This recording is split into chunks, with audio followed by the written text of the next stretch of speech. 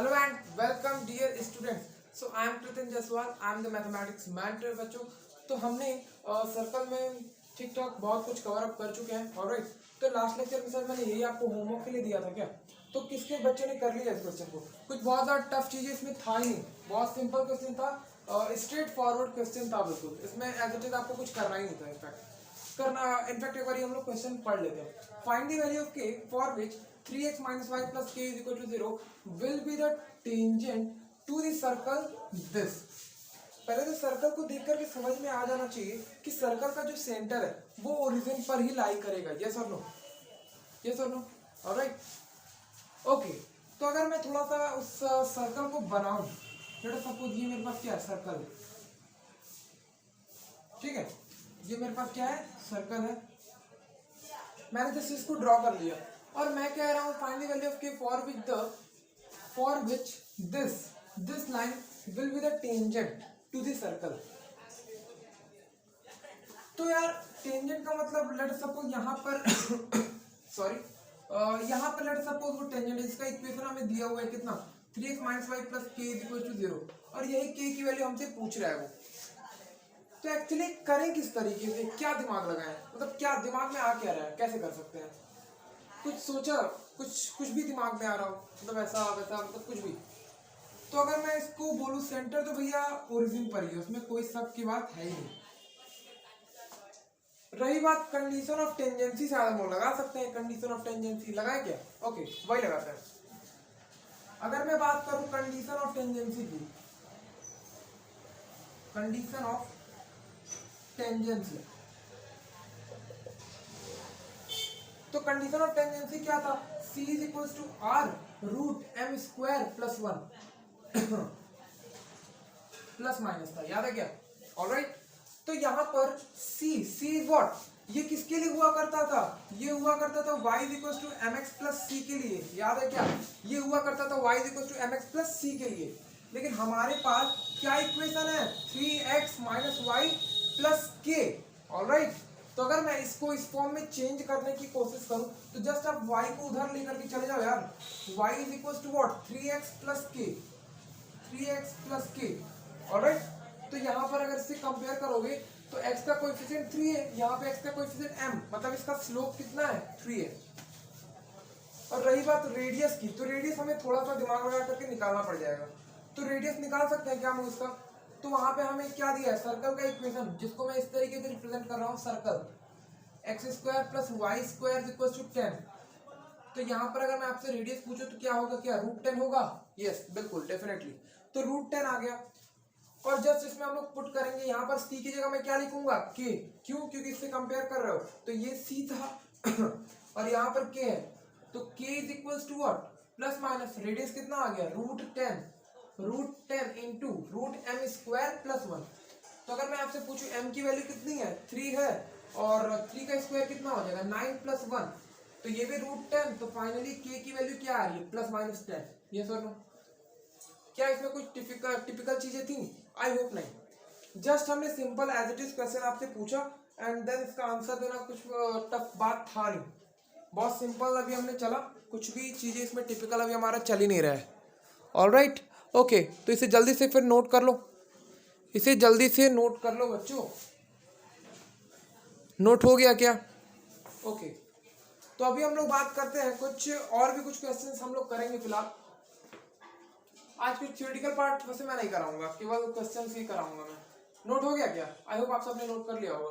एक और question just इसी पे बेस्ड है, वो करके दिखाओ. बिल्कुल सेम एज इट इज यही क्वेश्चन है.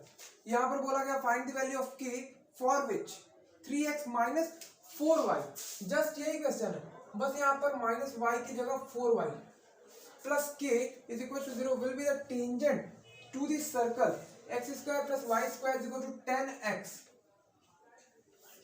अब इस क्वेश्चन को हम लोग कैसे करेंगे? जस्ट इसको आप कर सकते हो. कुछ भी इसमें भी टफ बातें हैं नहीं. देखो मैं ऐसा नहीं कह रहा हूँ केवल यही एक तरीका था. नहीं, हमारे पास बहुत सारे तरीके हैं, हम लोग कैसे भी कर सकते हैं. तो वो आपको सोचना रहेगा कि कौन सा तरीका हम आजमाए कि हम लोग का आंसर इजीली आ सकता है. तो कंडीशन ऑफ टेंडेंसी बहुत ज़्यादा इंपॉर्टेंट है. एनीवे आपको अपने दिमाग में तो उसको रखना ही पड़ेगा. अभी देखो मैं आपसे ये क्या डिस्कस करना चाह रहा हूँ, find the value of K for which this line will be the tangent to the circle. और अगर मैं इसको कुछ और दिमाग लगा करके करना चाहूँ, लेट सपोज मैं आपसे कहूँ कि यार कैसे करेंगे, कैसे कर सकते हो, देखो अगर मैं उस सर्कल के इक्वेशन को लिखूं यहाँ पर as it is X square plus Y square minus 10x is equal to 0, और यहाँ पर अगर मैं सेंटर का कोऑर्डिनेट निकालना चाहूँ तो क्या निकाल सकता हूँ, तो माइनस जी मतलब कितना हो जाएगा 5,f0। आई होप यही होगा सेंटर का कोऑर्डिनेट। अब ये हमें ज्यादा डिस्कस करने की जरूरत नहीं क्योंकि हमने बहुत बेसिक से लेक्चर से हमने स्टार्ट किया था। तो ये हो जाएगा हमारा सर्कल के सेंटर का कोऑर्डिनेट। ऑलराइट, तो यहाँ से रेडियस की फिर निकाल लेते हैं, root g square means 25 plus 0 minus what c होता था ना, तो सी की वैल्यू तो 0 है ना, तो फाइनली रेडियस कितना आ गया इसका 5 आ गया। तो एक सर्कल है जिसका सेंटर का कोऑर्डिनेट 5,0 है एंड उस सर्कल का रेडियस कितना है 5 है, 5 यूनिट्स है। ऑलराइट, अभी क्या कर सकते हैं हम लोग, अभी हम लोग क्या कर सकते हैं, उस क्वेश्चन को क्या हम लोग कर सकते हैं, थोड़ा सा दिमाग लगा के देखो क्या हम लोग सक्षम है, कर पाएंगे, आई होप कर सकते हैं हम लोग। कैसे, कंडीशन ऑफ टेंजेंसी मैंने आपको बताया था क्या था, जैसे बताया था, क्या बताया था, कैसे करोगे, थोड़ा सा बुद्धि लगाओ तो इसमें। क्या हम लोग यही कंडीशन इसमें भी लगा देंगे कि भैया कंडीशन ऑफ टेंजेंसी होता है R root M square plus 1, obvious है, बिल्कुल यही तो लगाएंगे, और क्या है, और कुछ है क्या कंडीशन, और कुछ है तो वो बताओ, मेरे हिसाब से तो नहीं है, मेरे हिसाब से तो यही है, और कुछ है क्या, नहीं। तो यहाँ पर c is equal to what, c की जगह वहां कौन बिहेव कर रहा है k, तो यहाँ पर k लिख लो, और एज इट इज उसको चेंज आप कर सकते हो, या फिर रेडियस तो आपने निकाल लिया ना, कितना है 5 है, तो 5 लिख दो, प्लस माइनस भी लगा लो, और रूट स्लोप, उस लाइन का स्लोप कितना है, अगर मैं निकालना आपको सिखाया था डायरेक्टली, तो उस लाइन का स्लोप है 3/4, ध्यान से देखो, का स्क्वायर प्लस 1। ऑलराइट, अब इसको जब थोड़ा सा सॉल्व आप करोगे तो यहाँ से k की दो वैल्यूज आ रही हैं, प्लस माइनस 5, और यहाँ पर रूट में है क्या 9/16, 9/16, और यहाँ पे जब एलसीएम होगा तो बिल्कुल यहाँ पे इस तरीके से आ जाएगा, और यहाँ पे k की वैल्यू कितनी आ जाएगी, ऊपर वाले से 5, तो फाइनली यहाँ पर आ जाएगा प्लस माइनस 25/16। ये देखो k की दो वैल्यूज यहाँ से निकल के आ गई, कुछ बहुत ज्यादा टिपिकल चीजें नहीं है, जस्ट हमने सिंपल चला एंड बेसिक से हमने स्टार्ट करके उसको सॉल्व करने की कोशिश कर दिया। ऑलराइट, तो और भी कुछ क्वेश्चंस करते हैं हम लोग, ओके। ऑलराइट, तो देखो एक और तरीका है इसको करने का, पूछो कैसे, जो हमने बेसिक से ये सब फॉर्मूला जिससे डिराइव किया है ना, उससे आप कर सकते हो। देखो यार, अगर कहीं क्वेश्चन में अगर इसको एक मिनट यहाँ पे 4 आ जाएगा, दिमाग लगाओ 4, समझे, 16 जब बढ़ा लेगा तो 4 आएगा, ये सर नो, ओके। यहाँ पे एक और चीज आप कर सकते हो, क्या कर सकते हो, बेसिक से आप चल सकते हो, कैसे, यहाँ पे हमने एक और चीजें गड़बड़ कर दी है लग रहा है, क्यों, ये सर क्या गड़बड़ किया है, देखो यहाँ पे गड़बड़ हमसे ये हुआ है, अगर मैं इसको चेंज करूं तो y is equal to 3/4 into X plus k/4 आएगा ना। तो अगर हम लोग इसको कंपेयर करते हैं by y is equal to M x plus c से, तो यहाँ पे एक बात बताओ, m की वैल्यू 3/4 समझ में आ रहा है, लेकिन c की जगह क्या लिखा हुआ है k/4 ना, तो c की जगह हम लोग k/4 लिखेंगे। ये मिस्टेक हम लोग बिल्कुल नहीं करेंगे, हम लोगों ने जिसके लिए निकाला है फॉर्मूला उसको तो अपने दिमाग में रखेंगे। तो यहाँ से फाइनली 4 से 4 कैंसिल हो जाएगा, तो k की वैल्यू दो वैल्यूज आ रही है, plus minus 25।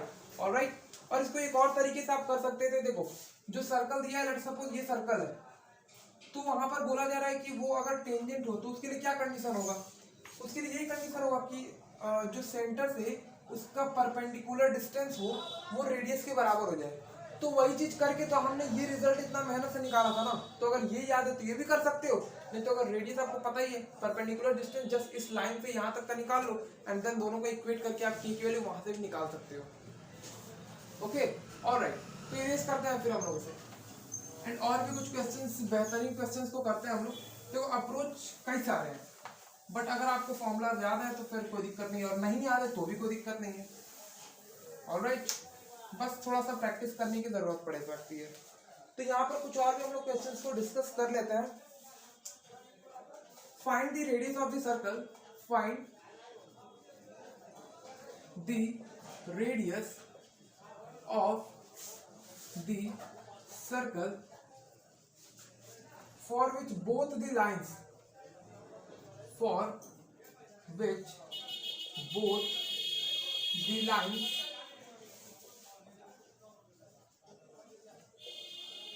3x minus 4y plus 8, 3x minus 4y plus 8 is equals to 0 and 6x minus 8y minus 12 is equals to 0 are tangents, are tangents.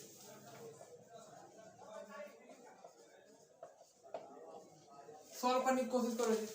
यहाँ पर एक्चुअली बोला क्या गया है, यहाँ पर क्या बोला जा रहा है, find the radius of the circle for which both the lines, this line and this line are tangents.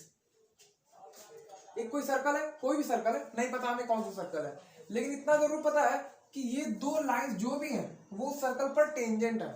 तो टेंजेंट है तो लेट अस सपोज ये हमारा कोई सर्कल है, ये हमारा कोई सर्कल है, और अगर मैं इसको थोड़ा सा विजुलाइज करने की कोशिश करूं, एज इट इज अगर मैं लिखूं T1, अगर मैं इसको मान लूं, लेट अस सपोज मैं T1 बोल रहा हूं इसको, तो क्या मैं लिख सकता हूं 3x minus 4y plus 8 is equals to 0। और इसको अगर T2 लिखूं तो वहां पर क्या लिखा है 6x minus 8y minus 12 is equals to 0। अगर मैं यहाँ से 2 कॉमन ले लूं, अगर मैं यहाँ से 2 कॉमन ले लूं तो क्या यहाँ पर 3 बचेगा और यहाँ पर 4 बचेगा और यहाँ पर क्या बचेगा 6, और वो 2 जो कॉमन है वो 0 साइड जाकर के 0 हो जाएगा। तो अगर आप इन दोनों इक्वेशन को जरा गौर से अगर देखोगे तो क्या ये दोनों इक्वेशन जो लिखा हुआ है लाइन का वो पैरेलल है? यस। कैसे? अगर x और y के कोएफिशिएंट आपस में इक्वल होते हैं, यहाँ देखो x और y का कोएफिशिएंट, यहाँ पर x का कोएफिशिएंट 3 है, यहाँ पे भी x का कोएफिशिएंट 3 है, यहाँ पे y का कोएफिशिएंट 4 है, यहाँ पे भी y का कोएफिशिएंट 4 है।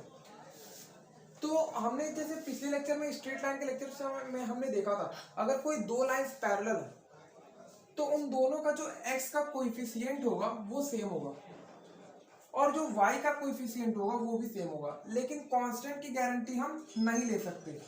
जैसे कि अगर हमें एक लाइन की इक्वेशन लेट सपोज ये है और एक लाइन ये है हमारा, और एक लाइन की इक्वेशन लेट सपोज आपको पता था, क्या पता है, let suppose ax plus by plus c plus c is equal to 0, और अगर यही लाइन पैरेलल है, ऐसा कंडीशन दिया हुआ है, तो हम उसका इक्वेशन भी तो लिख लेते थे as it is by plus, लेकिन c की जगह हम लैम्बडा लिखते थे। याद है क्या? थोड़ी सी पुरानी बातें हो गई हैं, बट फिर भी ये सब चीजें अपने दिमाग में तो रखना ही है, भूल नहीं जाना है बिल्कुल एकदम से। तो यानी यहाँ से ये कंक्लूजन तो हम लोग निकाल सकते हैं कि ये दोनों लाइंस पैरेलल है। तो अगर ये पैरेलल है, अगर मैं मान लूँ यहाँ पर वो लाइन उसको टच करके निकल रहा है, यहाँ पर वो लाइन उसको एज इट इज टच करके निकल रहा है, और जो दूसरा लाइन है जो कि वो भी इस सर्कल के टेंजेंट है और वो इसके पैरेलल भी है, तो वो तभी पॉसिबल है जब वो यहां से निकले। ये सब तो यानी यहाँ पर एक टेंजेंट है और यहाँ पर एक टेंजेंट है और वो दोनों के दोनों पैरेलल है, ये बात हमें पता चली इस इक्वेशन को देख करके।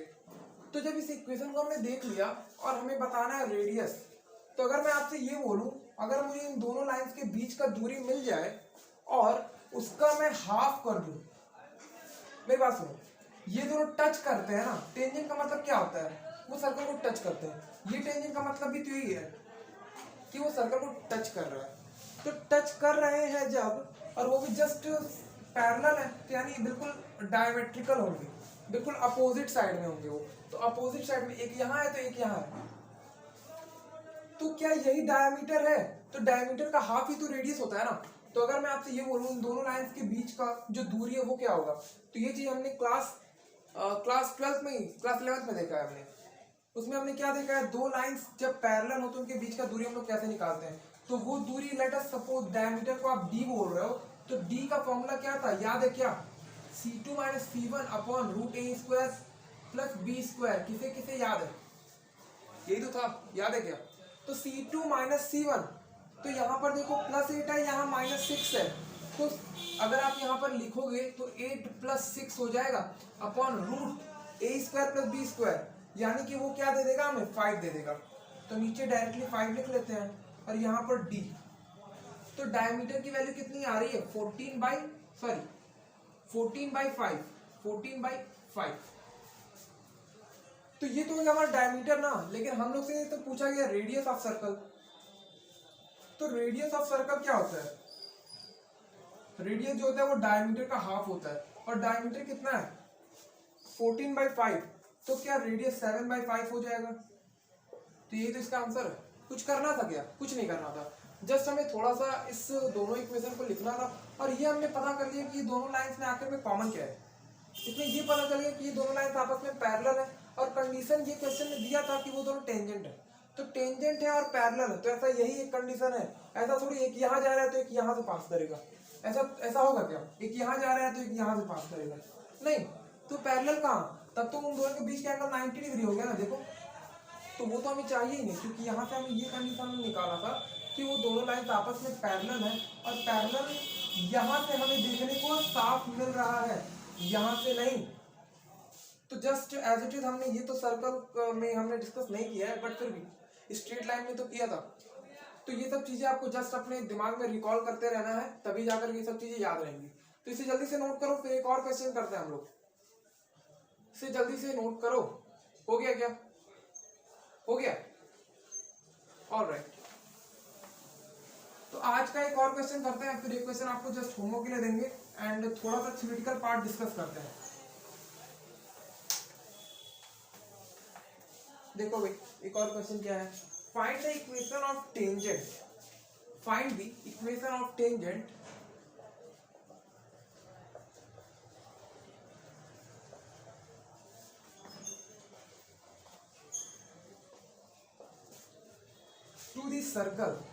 to the circle x square plus y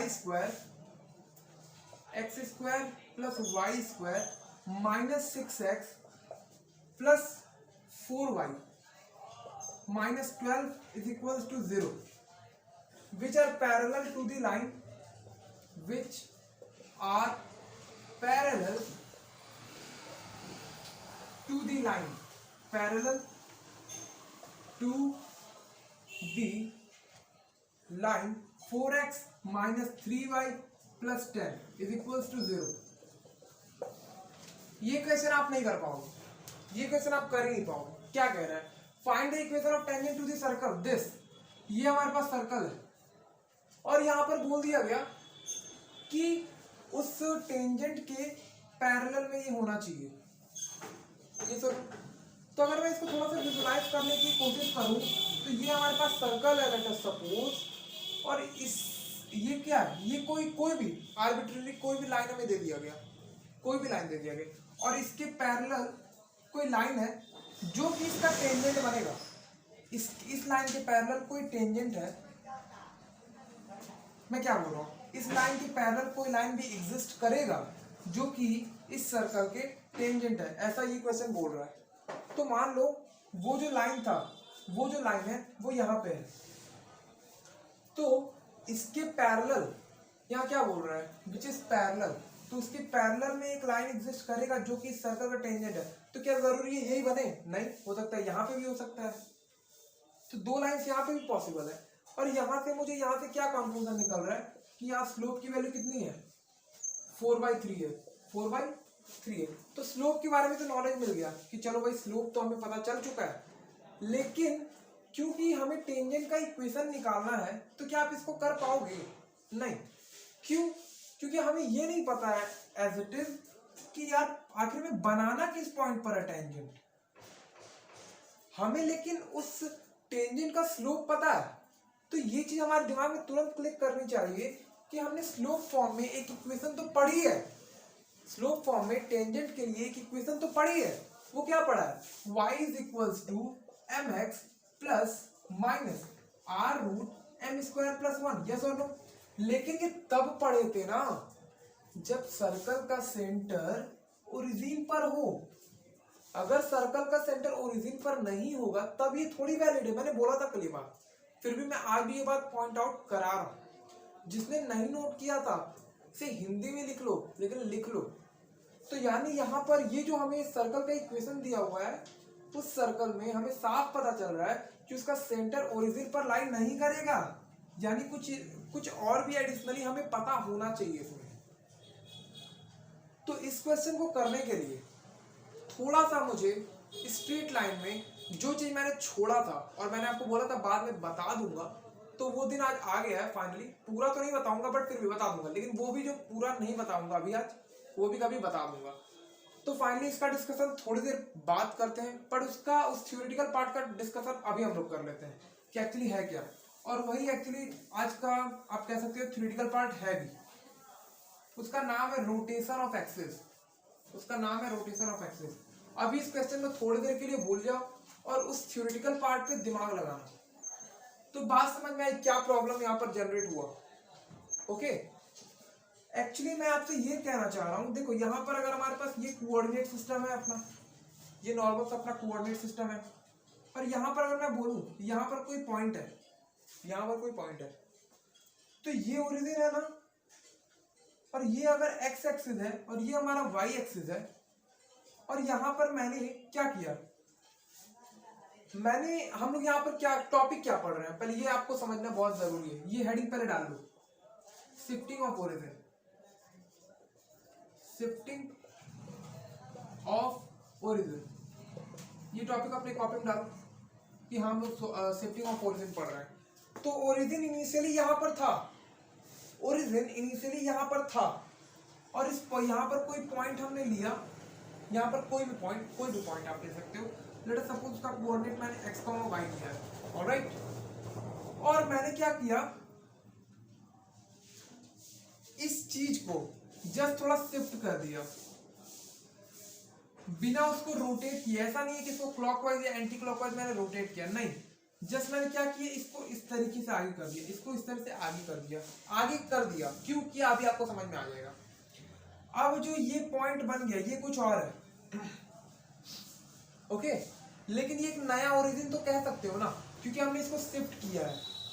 मेरी बात समझना, थोड़ा सा इसमें कॉम्प्लिकेटेड चीज आपको लग सकता है। ये देखो, ये हमारा इनिशियल पोजीशन था कोऑर्डिनेट एक्सिस का, ये हमने जस्ट इसको शिफ्ट कर दिया, ये ओरिजिन को हमने शिफ्ट कर दिया, यहां पर कर दिया, ओके, ऑलराइट। लेकिन अभी हम इसको भूले नहीं है, ऐसा आप नहीं कह सकते इसको भूल गया हम, नहीं। यहाँ पर अगर ओरिजिन को अगर आप ओ बोल रहे थे तो ये पोजीशन ओ डैश है, किसके रिस्पेक्ट में, इसके रिस्पेक्ट में।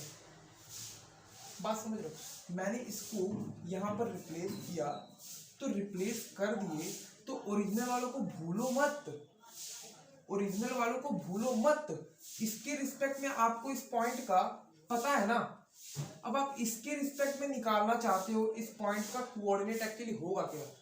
आपको इस कोऑर्डिनेट के वजह से इस पॉइंट का कोऑर्डिनेट पता है कि x, y है, लेकिन अगर मैं आपसे ये पूछूं, अगर मैंने ओरिजिन को शिफ्ट कर दिया और तब इस कोऑर्डिनेट एक्सिस की वजह से इस पॉइंट का कोऑर्डिनेट क्या होगा।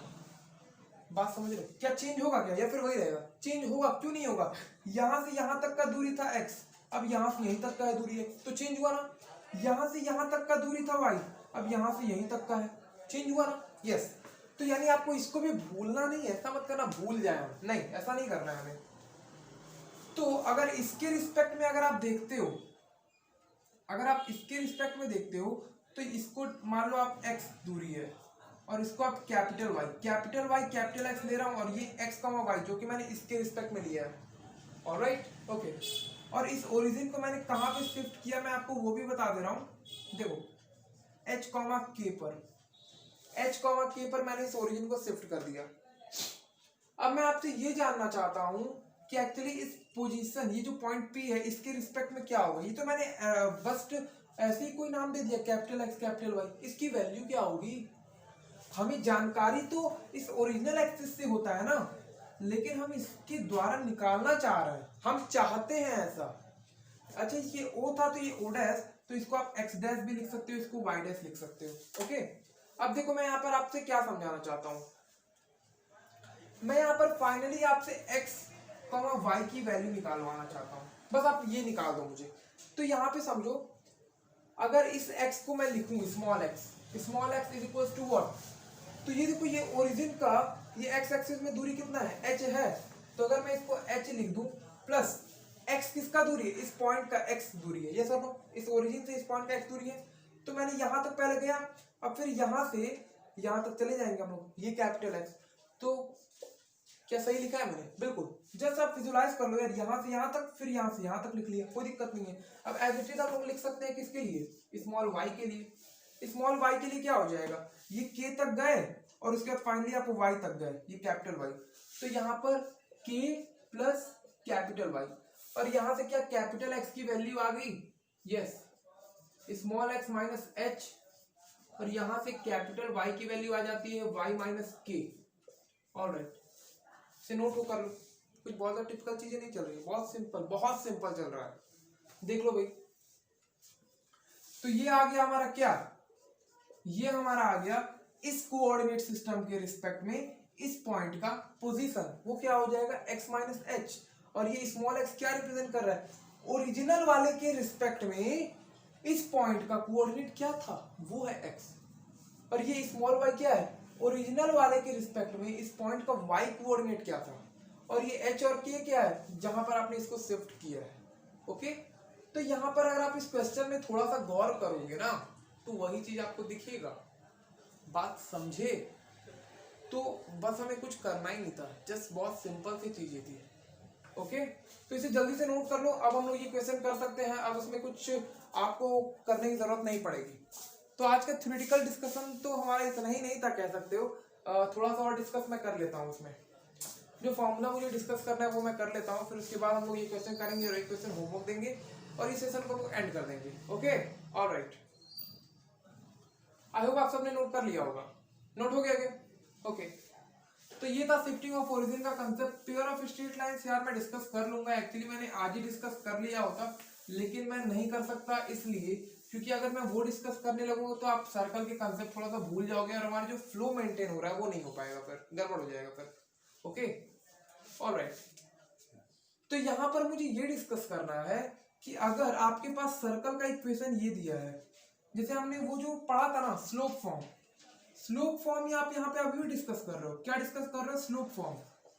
लेकिन यहाँ पर स्लोप फॉर्म ऑफ टेंजेंट, उसी में आप लिख लो या फिर कहीं पे भी लिख लो। तो यहाँ पर जो सर्कल का इक्वेशन है वो X square plus Y square R square नहीं है। यहाँ पर जो सर्कल का इक्वेशन है ना, let equation of circle is what, X square plus Y square plus 2gx plus 2fy plus c equal to 0, ऐसा कुछ होगा।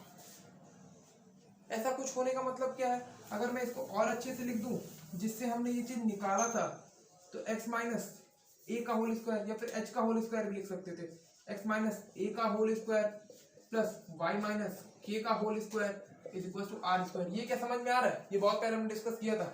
यहाँ a और b, यहाँ b लिख लो, जब a लिख रहे हो तो यहाँ b लिख लो। ए और बी क्या रिप्रेजेंट करते हैं? सर्कल का सेंटर का कोऑर्डिनेट। यस और नो? जिन्होंने पिछले लेक्चर देखे हैं उन्हीं को समझ में आएगा ये सब, और किसी को नहीं समझ पाओगे आप लोग। ओके, ऑलराइट, तो ये हो गया हमारा सर्कल का इक्वेशन। तो यहाँ पर ये फंडा होता है कि एक्चुअली अगर मान लो कि ये हमारा अगर कोऑर्डिनेट है, ओके, तो यहाँ पर हमारा अगर सर्कल है और उसका जो सेंटर है वो यहाँ पर है। हमने जो पढ़ा था वो किसके लिए पढ़ा था? जो हमने फॉर्मूला निकाला था y equal to M x plus minus are root M square plus 1 वाला, वो किसके लिए निकाला था? वो इस वाले कंडीशन के लिए निकाला था जहां पर सेंटर उसका ओरिजिन पर लाई करता था। लेकिन अभी मैं स्लोप फॉर्म का इक्वेशन निकालना चाह रहा हूं, लेकिन तब जब सर्कल का सेंटर ओरिजिन पर लाई नहीं करेगा, तब वो कहां पर लाई कर रहा है? a, b पर लाई कर रहा है। ओके, ऑलराइट, तो कैसे कर सकते हो इसको? How to solve that? कैसे इसको विजुलाइज करोगे? शिफ्टिंग ऑफ ओरिजिन वाला कंसेप्ट हम लोग लगा सकते हैं, बिल्कुल लगा सकते हो यार। यहां पर आप ये दिमाग लगाओ कि काम करो, ये ओरिजिन था ना, ये एक्स एक्सिस था, ये हमारा वाई एक्सिस था एंड ये हमारा ओरिजिन था। तो हमने इसको यहाँ पर शिफ्ट करके हमने ये दिमाग लगा लिया कि लेट अस सपोज यहीं पर हमारा ओरिजिन है, हमारे यहीं पर ओरिजिन है, हमने यहीं पर मान लिया। ओरिजिन का सेंटर, ओरिजिन कहाँ पर है? a, b पर, हमने यही मान लिया। a, b इसके रिस्पेक्ट में, समझ रहे हो? क्योंकि हमने ओरिजिन में निकालना सीखा है ना यार, बात समझो थोड़ा, ओके, ऑलराइट। तो अभी अगर मैं इक्वेशन लिखना भी चाहूं तो कैसे लिख सकता हूं? एक्चुअली हमने ये सर्कल का इक्वेशन तो लिख दिया, सर्कल का इक्वेशन तो बेसिकली हमने लिख दिया, लेकिन अभी जो हमने नया एक्सिस अभी बना दिया है, एक्स डैश आप कह सकते हो, और ये वाई डैश, तो क्या कर सकते हो यहाँ पे? अब ये समझो, अब ओरिजिन तो यही है ना, अब ओरिजिन तो हमने यही मान लिया है, तो ओरिजिन अगर यही है तो अगर मैं इस कोऑर्डिनेट एक्सिस के दौरान अगर मैं स्लोप फॉर्म ऑफ टेंजेंट लिखूं तो क्या लिखूंगा? अभी ये भूल जाओ, अभी ये आप भूल जाओ, ये ओरिजिनल वाला भूल जाओ, अभी यही मानो कि यही ओरिजिन है, यही आपका ओरिजिन है, ओके। तो आप क्या लिखते थे? तो नॉर्मली तो आप यही लिखते थे ना, यहाँ पर क्या लिखोगे? एक्स डैश, ओ भाई लिखोगे कि नहीं? एक्स डैश का स्क्वायर प्लस वाई डैश का square is equal to are square. बात समझ पा रहे हो? अभी आप इसको भूल जाओ, अभी आप इतने दिमाग में रखो कि उसका ओरिजिन अभी यहां पर लाई कर रहा है, यहां पर लाई कर रहा है, ओके। बात समझ रहे हो? तो अगर उसका ओरिजिन यहां पर लाई कर रहा है तो उसके लिए तो हम लोग यही लिखते हैं ना, उसके लिए तो हम लोग यही लिखते हैं। या फिर अगर आपको इससे नहीं समझ में आ रहा है तो अभी थोड़ी देर पहले मैंने बताया था ये क्या लिखा हुआ है, ये x माइनस ए का मतलब क्या है? x का मतलब इस सर्कल के द्वारा हमने क्या करते हैं, हम लोग क्या करते हैं एक्चुअली, यहाँ पर कोई पॉइंट हमेशा कर लेते थे तो x, y, ऐसा ही कुछ हमने किया है यार। अब उस पॉइंट का इस कोऑर्डिनेट के द्वारा क्या हो गया है? एक्सिस। बात समझो, यहाँ पे देखो, इसके दौरान इसका जो पॉइंट है वो x, y है, लेकिन हमें इसके द्वारा निकालना है ना। तो जब इसके द्वारा निकालोगे तो x डैश की वैल्यू अभी थोड़ी देर पहले मैंने क्या निकाला था? x माइनस ए निकाला था, और y डैश की वैल्यू y माइनस बी। तो एज इट इज आप समझ सकते हो, मैंने इसकी जगह ये लिख दिया या इसकी जगह ये लिख दिया, ओके। तो अगर आप इसको उससे कंपेयर करो, जब असली वाला हम लोग लिखते थे ये वाला, यहाँ पे ओरिजिन लाई कर रहा है, तो इसके लिए क्या इक्वेशन बनता था? X square plus Y square equal to are square. क्या ये इक्वेशन इस इक्वेशन से सिमिलर है? ये सब सिमिलर है। तो इसके लिए हमने इक्वेशन क्या बनाकर रखा था? y is equal to M x plus minus root, मतलब यहाँ पर r भी था और यहाँ पर एम स्क्वायर प्लस 1 था, तो इसके लिए भी तो यही बनेगा, लेकिन y की जगह y डैश आएगा और m इंटू एक्स की जगह x डैश आएगा plus minus r root M square plus 1, और इस y डैश की वैल्यू क्या हो जाएगी? बात बताओ, ये y डैश की वैल्यू क्या हो जाएगी यार? y डैश की वैल्यू हो जाएगी y minus b. y dash का मतलब क्या है? इस कोऑर्डिनेट की वजह से इस पॉइंट का कोऑर्डिनेट क्या है? अभी मैंने निकाला था ना कि हाँ यार y डैश की जो वैल्यू आती है वो क्या आती थी?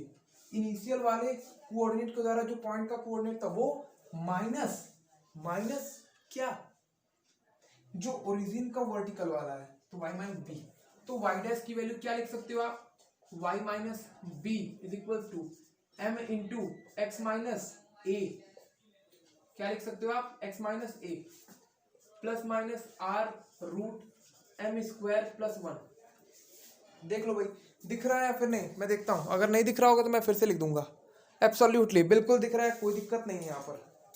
अगर आपको इतनी बातें समझ में आ रही तो बताओ मुझे, अगर नहीं समझ में आए तो एक बार और मैं बता देता हूँ। देखो मैंने क्या किया, मैंने सर्कल को शिफ्ट किया है, सर्कल को, तो उसका ओरिजिन भी शिफ्ट हो गया है, तो मैंने इस सर्कल का ओरिजिन यहीं पर मान लिया। अब मान लेने के बाद इस कोऑर्डिनेट के द्वारा इस पॉइंट का कोऑर्डिनेट मुझे x, y पता था, अब इस कोऑर्डिनेट के द्वारा निकालना था, तो वो क्या होता है? वो होता है y डैश और x डैश। तो y डैश की वैल्यू अभी थोड़ी देर पहले शिफ्टिंग ऑफ ओरिजिन में मैंने देखा क्या होता है, y माइनस बी। y क्या रिप्रेजेंट करता है? ओरिजिनल वाले कोऑर्डिनेट की वजह से इस पॉइंट का कोऑर्डिनेट माइनस, जहां पर आपने ओरिजिन को शिफ्ट कर दिया y कोऑर्डिनेट वो, और एज इट इज आप x डैश लिखना चाहते हो तो क्या लिख सकते हो? x ड्यू टू ओरिजिनल वाले कोऑर्डिनेट माइनस जो कि आपने नया ओरिजिन बना दिया उसको वाले को। बात समझे? तो वही तो मैंने किया है कि भैया अगर इसी को मैं लिखूं x माइनस ए है ना तो इसको x डैश लिख दिया, y माइनस बी है ना तो इसको y डैश लिख दिया, is equal to are square. अब ये फॉर्मूला और ये formula as it is similar थे, तो इसके लिए हम लोग ये लिखते हैं स्लोप फॉर्म में, तो इसके लिए भी तो ये लिख सकते हैं, बस यहाँ पर फर्क क्या है, यहाँ x और y आता था, यहाँ पर x डैश और y डैश आ रहा था, तो y डैश x डैश की वैल्यू तो हमें पता ही है, तो फिर हमने सब्स्टिट्यूट कर दिया। कुछ टफ नहीं है, कुछ भी टफ नहीं था इसमें, जस्ट आपको समझने की कोशिश करना था। तो वो नोट कर लो, ये मेन फॉर्मूला तो हमारा ये है, मेन फॉर्मूला जो है ना वो ये है तुम्हारा, मेन फॉर्मूला तो तुम्हारा ये है, नोट करो इसे। ओके, तो इरेज कर दे क्या, इसे इरेज करते हैं, फिर इस क्वेश्चन को हम लोग डिस्कस कर लेते हैं। और होमवर्क काम करते हैं, रहने देंगे होमवर्क, बहुत ज्यादा डिस्कशन हो गया। नहीं, डाइजेस्ट तो कर लो, इतना डाइजेस्ट हो जाए तब तो बेहतर है, फिर अदरवाइज गड़बड़ी हो जाएगा हम लोग के लिए। तो जिसको नहीं समझ में आएगा वो एक बार कमेंट में लिखना, हम लोग अगले लेक्चर में फिर से डिस्कस कर सकते हैं, उसमें कोई भी दिक्कत वाली बात नहीं है बच्चों, और मैं और बेहतरीन तरीके से आपको समझाने की कोशिश करूंगा। यहाँ पर देखो, इस क्वेश्चन को आप समझने की कोशिश हम लोग कर सकते हैं। हमें इस लाइन के पैरेलल एक लाइन हमें पता है वो क्या होना चाहिए, इस सर्कल का टेंजेंट होना चाहिए। तो ये हमारा सर्कल है, उसके टेंजेंट। तो यहाँ पर हमारा स्लोप कितना आ रहा था, 4/3, और इस सर्कल का जो सेंटर का कोऑर्डिनेट होगा वो कितना होगा, तो सेंटर का कोऑर्डिनेट कितना हो जाएगा बच्चों, 3, -2। ये सब चीजें बहुत सिमिलर हो चुकी है, बहुत ज्यादा सिंपल। √g², 9 + 4 - c, यहाँ पर +12 हो जाएगा, 5 आ जाएगा। रेडियस की वैल्यू 5 आ गई क्या, ओके। तो रेडियस की वैल्यू पता चल गई है, सेंटर का कोऑर्डिनेट हमें पता चल चुका है। तो हमें क्या निकालना है, टेंजेंट का इक्वेशन, और किस पॉइंट पर निकालना है वो नहीं पता, केवल स्लोप के बारे में जानकारी। जब स्लोप के बारे में जानकारी, तो हमें स्लोप का फॉर्मूला भी तो पता है, क्या फॉर्मूला है, y - b = m × x - a ± r √m² + 1। अब जैसे इसमें पुट कर दो, तो y - b की वैल्यू क्या है, b is the centre of coordinate, लेकिन कौन सा, y कोऑर्डिनेट। तो सेंटर का कोऑर्डिनेट y वाला क्या है, तो +2 हो जाएगा यहाँ, = स्लोप कितना है, 4/3 है। और यहाँ पर x - a मीन्स 3 ± रेडियस कितना आ गया, 5, और स्लोप 4/3 मीन्स 16/9। और फाइनली यहाँ पर क्या आ जाएगा बच्चों, 5/3 निकल जाएगा यहाँ पर। तो आई होप सो 25/3 आ जाएगा। तो यही तो आपका वो है, यही आपका है क्या चीज, उस टेंजेंट का इक्वेशन। और यहाँ पर देखो, हमने ये विजुलाइज करके भी निकाला कि हाँ 2 टेंजेंट पॉसिबल है, और यहाँ आंसर से भी तो 2 टेंजेंट दिख रहा है, एक प्लस के साथ जब लोगे तब एक टेंजेंट, और एक माइनस के साथ लोगे तब एक tangent. Okay, all right, note कर लो इसे, फिर हम लोग सेशन को यहीं पर एंड कर देंगे। अच्छा ठीक है, एक क्वेश्चन मैं आपको होमवर्क दे देता हूँ, फाइनली दे दूं, ओके दे देते हैं क्वेश्चन आपको होमवर्क के लिए। नोट हो गया क्या, नोट हो गया। तो ऐसे क्वेश्चंस में आपको कोई दिक्कत होगी क्या, मुझे तो नहीं लगता होगी, बहुत सिंपल है यार, कुछ करना ही नहीं है। ऑलराइट, ओके, एक क्वेश्चन आप होमवर्क के लिए ले जाओ, फिर ऐसे करो, फिर कल के लेक्चर में हम लोग बिल्कुल मिलेंगे, और भी कुछ आगे का डिस्कशन हम लोग करेंगे। अब हम लोग अगले लेक्चर में नॉर्मल का डिस्कशन करेंगे, टेंजेंट का डिस्कशन आपका यहीं पर खत्म हो जाता है लगभग, आप समझ सकते हो।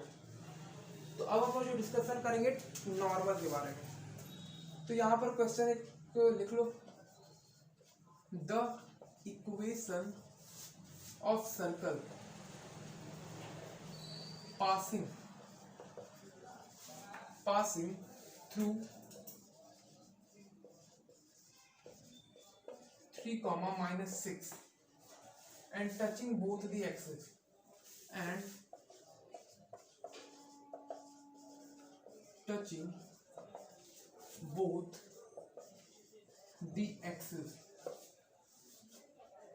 is,